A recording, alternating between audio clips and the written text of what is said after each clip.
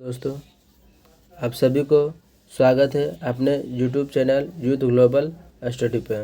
आज हम इस वीडियो में प्लेटफॉर्म का रुक्मिणी पब्लिकेशन जो है उसी का बिहार एसएससी का जो प्रीवियस ईयर क्वेश्चन जो है सेट नंबर 7 का इसमें डिस्कशन कराया जाएगा। आप देख सकते हैं ये बिहार कर्मचारी चयन आयोग का ये क्वेश्चन बैंक है। 2011 से लेकर 22 तक जो भी एग्ज़ाम हुआ था, यहाँ तक कि सीजीएल का भी उसमें क्वेश्चन का ऐड किया गया है। इसमें टोटल 12 प्रैक्टिस सेट होगा। इससे पहले के वीडियो में 6 सेट करा दिए गए हैं। अगर वो वीडियो नहीं देखें तो आप लोग ज़रूर जाके देख लें, जो कि बहुत ही आप लोगों को फ़ायदेमंद होगा।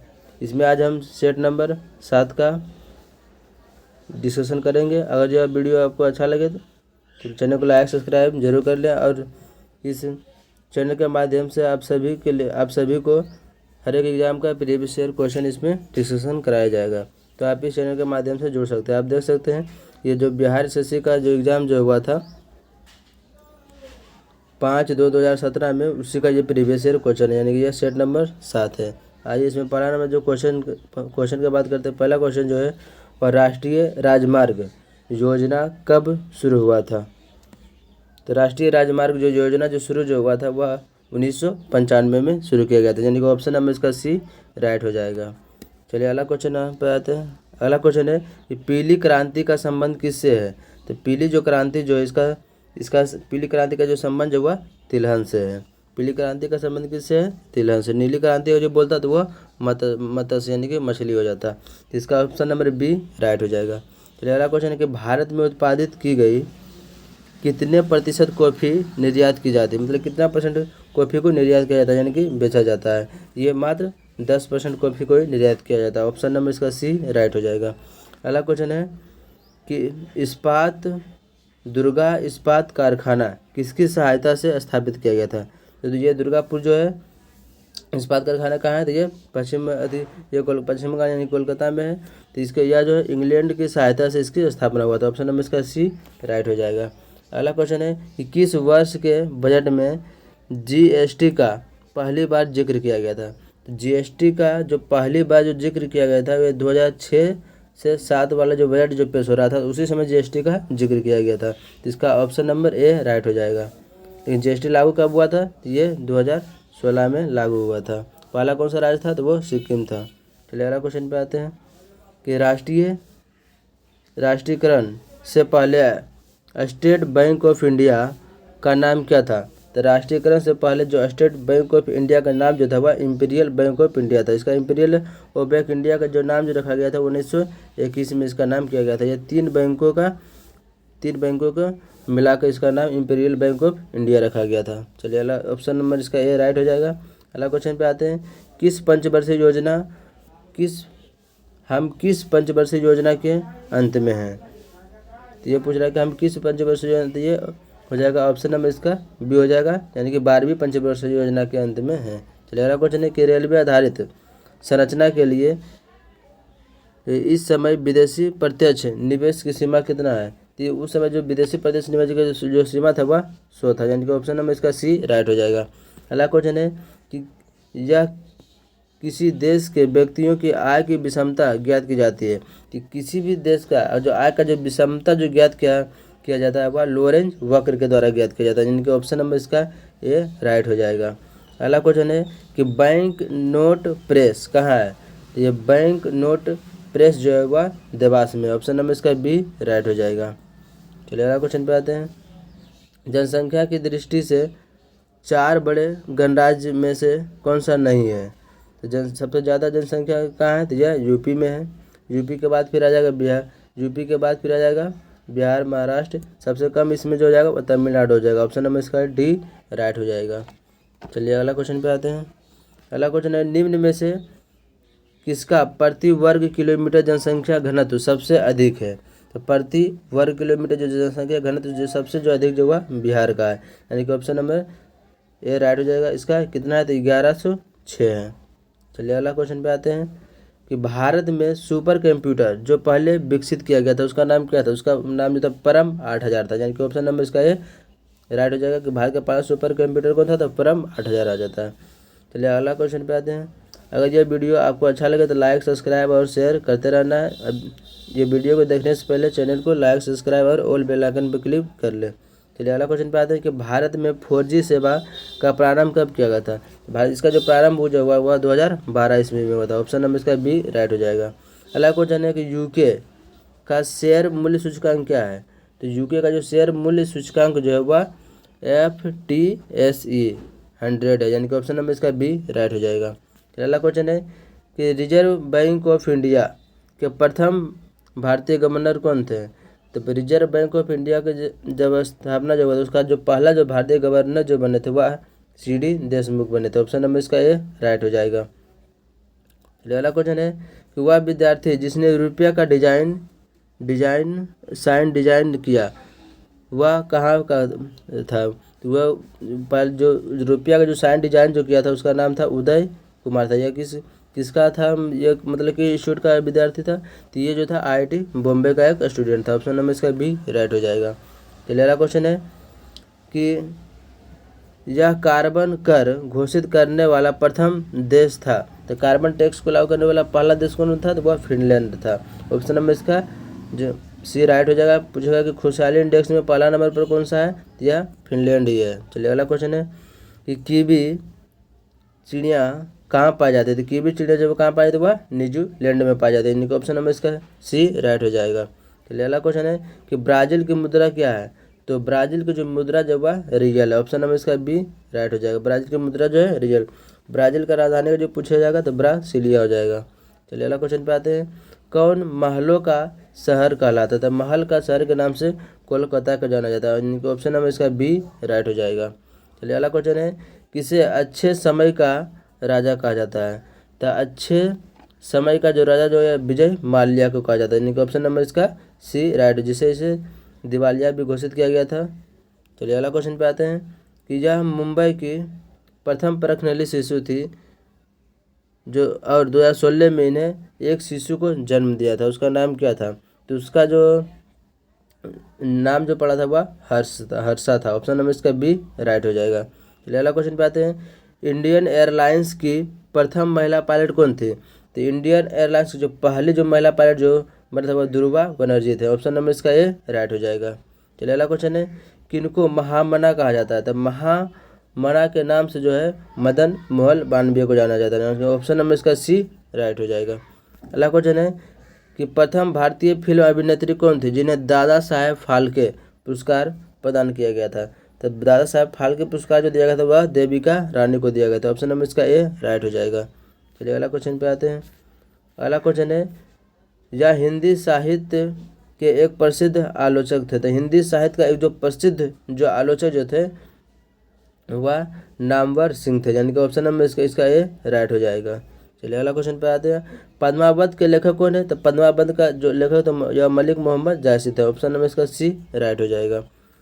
अगला क्वेश्चन है कि गेम ऑफ थ्रोन्स के लेखक कौन है। तो गेम ऑफ थ्रोन्स का जो लेखक जो हुआ जॉर्ज मार्टिन थे। ऑप्शन नंबर इसका ए राइट हो जाएगा। अगला क्वेश्चन है कि इंडिया आफ्टर गांधी के लेखक है। तो इंडिया आफ्टर गांधी के जो इसका जो लेखक जो हुआ रामचंद्र गुहा, यानी कि ऑप्शन नंबर इसका सी राइट हो जाएगा। इंडिया आफ्टर गांधी के लेखक कौन है, तो रामचंद्र गुहा। चलिए अगला क्वेश्चन पे आते हैं कि किस भारतीय क्रांतिकारी के जेल का कमरा अब एक पर्यटक स्थल है। मतलब कौन सा ऐसा भारतीय क्रांतिकारी था जिस जेल में इसको जो बंद किया गया था उसी को पर्यटक स्थल भी घोषित कर दिया गया उसका। ये जो थे वीर सावरकर थे। ऑप्शन नंबर इसका ये राइट हो जाएगा। चलिए अगला क्वेश्चन है किसने ईमेल के लिए @ जो चिन्ह जो था, जो ईमेल ID बनाते हैं, तो यह चिन्ह किसने दिया था। तो यह चिन्ह का जो खोज जो किया था वह रे टॉमलिंस के द्वारा किया गया था। किसके द्वारा, तो रे टॉमलिंस के द्वारा। ऑप्शन नंबर इसका ए राइट हो जाएगा। अगला क्वेश्चन है किस बैंक ने अपने कर्मचारियों को घर से बैंक के सर्विस अभिगम करने की इजाज़त दी है। तो ये अभी ICICI बैंक हो गया। ऑप्शन नंबर इसका डी राइट हो जाएगा।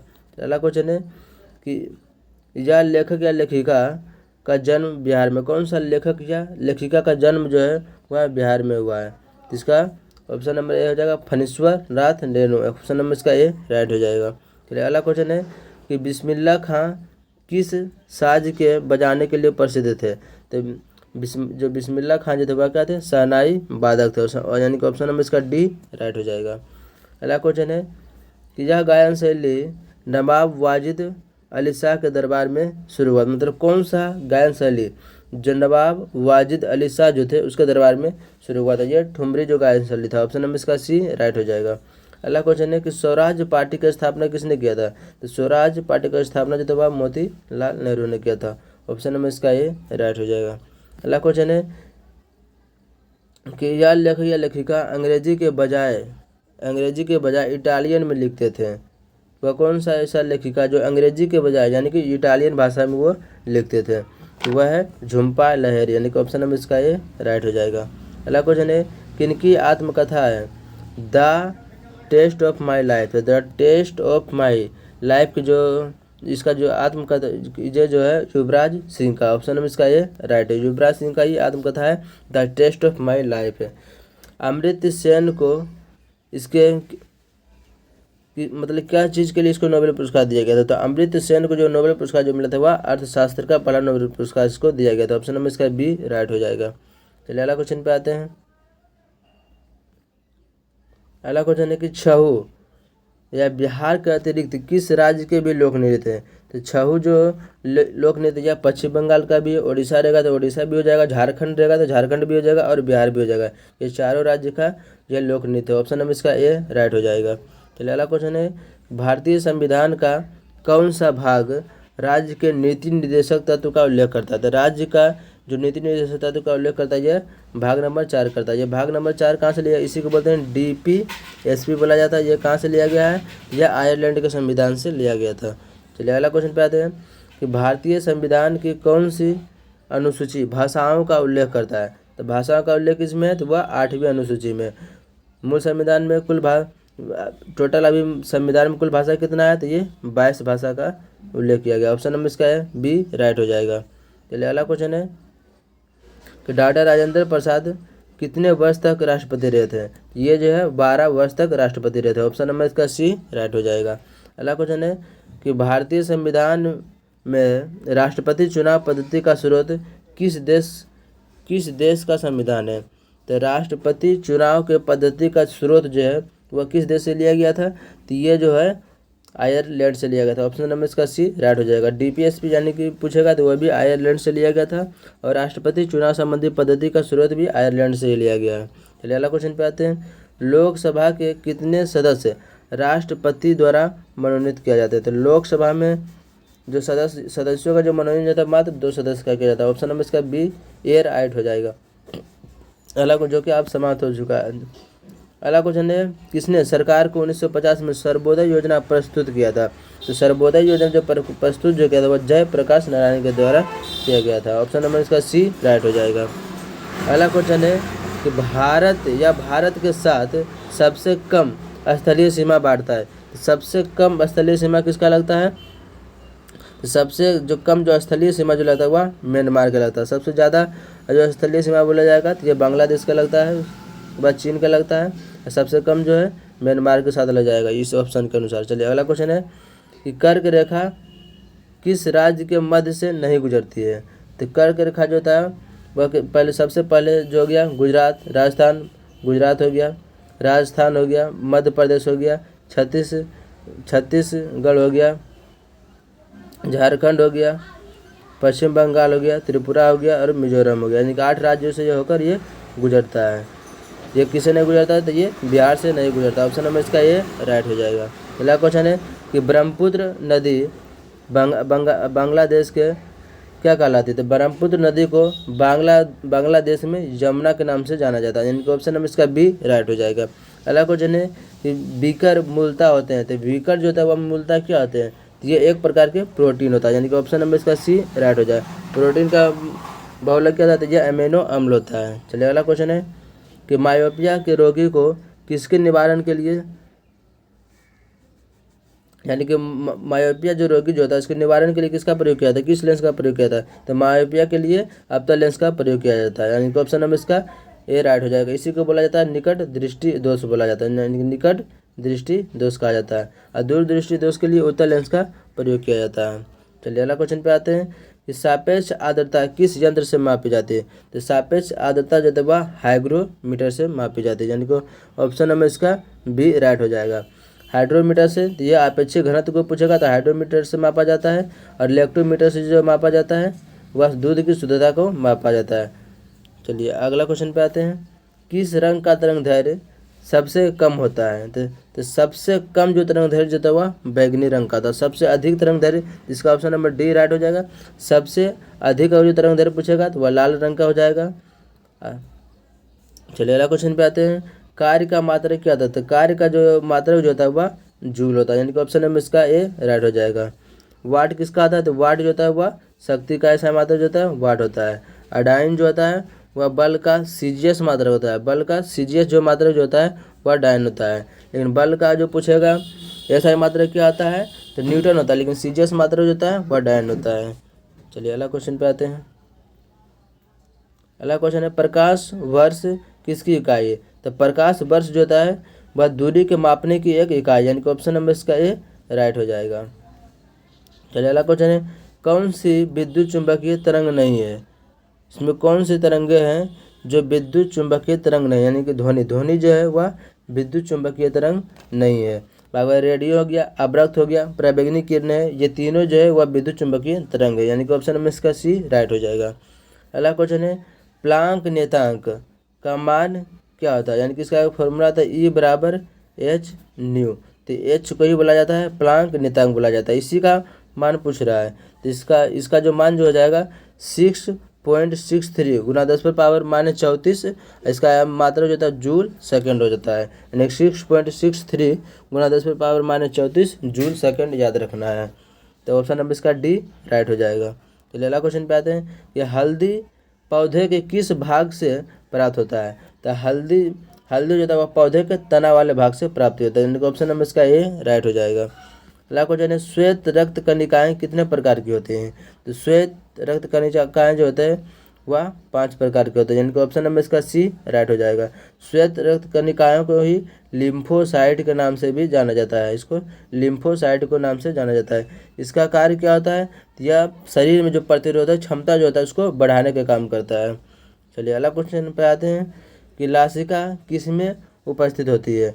तो लासिका जो होता है वह संवहन ऊतक में उपस्थित होता है, यानी कि ऑप्शन नंबर इसका ए राइट हो जाएगा। लासिका किस में उपस्थित होता है? तो वो संवहन ऊतक में उपस्थित रहता है।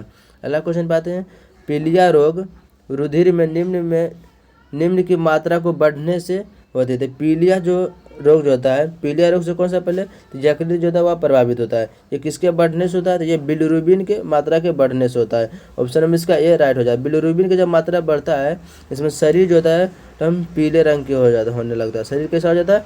पीले रंग का हो जाता है। ऑप्शन नंबर इसका ए जो होता है वह सही हो जाएगा। तो अगला क्वेश्चन है कौन सबसे बड़ी ग्रंथि है? इस शरीर के सबसे जो बड़ी ग्रंथि जो है वह यकृत है, यानी कि ऑप्शन नंबर इसका बी राइट हो जाएगा। इसका ऑप्शन नंबर क्या हो जाएगा? बी राइट हो जाएगा। अब बोलेगा शरीर की सबसे बड़ी मिश्रित ग्रंथि है जो पूछेगा तो वह अग्नाशय हो जाएगा। किडनी के काम क्या होता है? यह रक्त का शुद्धिकरण करता है, यानी कि एक उत्सर्जन तंत्र होता है। फेफड़ा जो होता है, फेफड़ा का कार्य क्या होता है? यह सांस को लेता है फिर बाहर छोड़ता है, ऑक्सीजन को अंदर और बाहर करता है। चलिए अगला क्वेश्चन पे आते हैं कि सेंगिबो रस होते हैं। सेंगिबो रस क्या है? तो ये सेंगिबो रस जो होता है वह एक प्रकार का एक मच्छर होता है, यानी कि ऑप्शन नंबर इसका डी राइट हो जाएगा। अगला क्वेश्चन है कि मास्टर ग्रंथि किसे कहा जाता है? तो मास्टर ग्रंथि जो होता है वह पीयूष ग्रंथि को कहा जाता है। मास्टर ग्रंथि किसे कहा जाता है? ये पीयूष ग्रंथि को कहा जाता है। मास्टर ग्रंथि जिसे ग्रंथियों का ग्रंथि भी कहा जाता है। इसका नाम पिट्यूटरी ग्लैंड भी इसको मास्टर ग्रंथि को ही कहा जाता है। मास्टर ग्रंथि का जो कार्य जो होता है यह मनुष्य का जो हार्मोन जो होता है ग्रोथ हार्मोन वह पीयूष ग्रंथि से ही स्रावित होता है, यानी कि ऑप्शन नंबर इसका बी राइट हो जाएगा। चलिए अगला क्वेश्चन पे आते हैं कि विटामिन टेकोफेरल है, यानी कि टेकोफेरल किस विटामिन? टेकोफेरल जो है विटामिन ई का एक रासायनिक नाम जो है वह टेकोफेरल होता है, यानी कि ऑप्शन नंबर इसका डी राइट हो जाएगा। विटामिन डी का जो पूछेगा इसका कैल्सीफेरल हो जाएगा। विटामिन बी का पूछेगा तो थायमिन हो जाएगा। और विटामिन ए का रासायनिक नाम जो होता है वह रेटिनोल होता है। चलिए अगला क्वेश्चन पे आते हैं। यह अपनी सामाजिक व्यवस्था के लिए प्रसिद्ध है। सामाजिक व्यवस्था के लिए कौन सा प्रसिद्ध है? या मधुमक्खी होता है। मधुमक्खी क्या होता है? एक झुंड में ही बना कर रहता है, जैसे एक सामाजिक प्राणी के रूप में जाना जाता है। ऑप्शन नंबर इसका सी राइट हो जाएगा। चलिए अगला क्वेश्चन है कि नायलॉन में इसके एक लकों के मध्य मतलब किस प्रकार का बंध पाया जाता है? तो नायलॉन में जो होता है, नायलॉन जो होता है एक लकों को मध्य में एमाइड बंध पाया जाता है, यानी कि ऑप्शन नंबर इसका बी राइट हो जाएगा। चलिए अगला क्वेश्चन में आते हैं। तो इस ग्राह में वायुमंडल में प्रचुर मात्रा में H2 रहता है, यानी कि हाइड्रोजन आयन जो तो किस ग्राह में सबसे अधिक मात्रा में पाया जाता है? ये सबसे अधिक मात्रा में जो पाया जाता है वह शनि ग्रह में। ऑप्शन नंबर इसका ये राइट हो जाएगा। जगह सुबह या शाम का तारा किसे कहा जाता है? शुक्र को कहा जाता है। जुड़वा बन किसे कहा जाता है? तो शुक्र को कहा जाता है। मंगल ग्रह जो होता है यह कैसा होता है? वह लाल होता है। लाल क्यों होता है? तो इसमें आयरन ऑक्साइड पाया जाता है। सबसे ठंडा ग्रह कौन सा होता है? तो वरुण होता है। सबसे ठंडा ग्रह जो होता है वह वरुण होता है। चलिए अगला क्वेश्चन पे आते हैं कि पृथ्वी की सतह का कितना प्रतिशत सागरों से ढका हुआ है? तो पृथ्वी की सतह का जो होता है वह 70% भाग जो होता है वह सागर से ढका था। इसे पृथ्वी कैसा दिखता है? वह नीला दिखता है। तो ऑप्शन नंबर इसका सी राइट हो जाएगा। अगला क्वेश्चन है दुनिया का सबसे शुष्क स्थान कौन सा है? तो दुनिया का जो सबसे जो शुष्क जो स्थान जो वह बोस्टोक है। बोस्टोक यानी कि ऑप्शन नंबर इसका ये राइट हो जाएगा। चलिए अगला क्वेश्चन है यह गर्म धारा है। तो गर्म धारा कौन सा है? तो चार ऑप्शन थे, इसमें से गर्म धारा कौन सा है? तो गर्म धारा जब गल्फ स्ट्रीम का एक प्रकार का गर्म जल धारा। बाकी बात हो गया ओयोसियो हो गया, हम्बोल्ट हो गया और किनारे हो गया। ये तीनों कैसे जलधारा थे? ये ठंडी जलधारा। ये भी याद रखिएगा कि ओयोसियो हो गया, हम्बोल्ट हो गया और किनारे, ये तीनों जो है ठंडी जलधारा। गल्फ स्ट्रीम जो है वह एक गर्म जलधारा है। चलिए अगला क्वेश्चन पे आते हैं। अगला क्वेश्चन है कि कितने देश भूमि से चारों ओर से घिरे हैं? मतलब कितना देश जो भूमि के चारों ओर से वह घिरे हुए हैं? तो टोटल जो देश की संख्या जो वह 44। ऑप्शन नंबर इसका भी राइट हो जाएगा। अगर आपको कोई भी एग्जाम का प्रीवियस ईयर सेट प्रैक्टिस का डिस्कशन चाहिए तब कमेंट बॉक्स में कमेंट करके ज़रूर बताइएगा। चलिए अगला क्वेश्चन पे आते हैं। अगला क्वेश्चन है कि दो तारे क्रमशः 3.6 गुना 10⁻10 मीटर और 4.8 गुना 10⁻7 मीटर तरंगदैर्घ्य पर अधिकतम ऊर्जा अवशोषित करते हैं। इनके तापमान का अनुपात कितना होगा? तो इसका जो तापमान का जो अनुपात जो हो जाएगा तो इसका ऑप्शन नंबर हो जाएगा डी, यानी कि 4/3 हो जाएगा। चलिए अगला क्वेश्चन पे आते हैं। अगला क्वेश्चन है क्यूरी ताप का संबंध किससे है? तो क्यूरी जो ताप जो होता है इसका जो क्यूरी ताप का जो संबंध हुआ चुंबकीयता से होता है।